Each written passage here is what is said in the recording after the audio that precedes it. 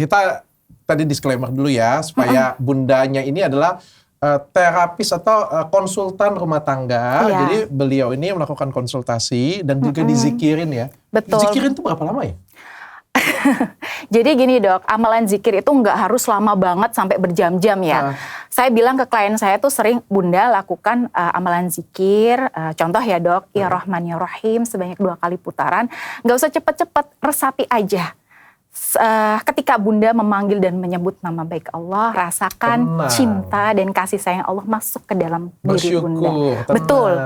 Jadi di situ dok, saya membantu klien saya untuk membuka pikirannya bahwa jangan kita terlalu fokus pada, misalnya analoginya ya dok, 1 lembar kertas putih, di tengah-tengah ada titik hitam. Jangan kita terlalu terpaku sama titik hitam yang ada di tengah, tapi kita juga bisa merasakan warna putih di sekelilingnya. Padahal lebih besar, lebih dari banyak. Iya betul, kenikmatan yang Allah berikan buat kita. Nah di situ ada kedamaian, kondisi batin yang lebih tenang. Nah di situ dok akan lebih membantu para istri ini untuk Lebih terpancar auranya, betul. Oke.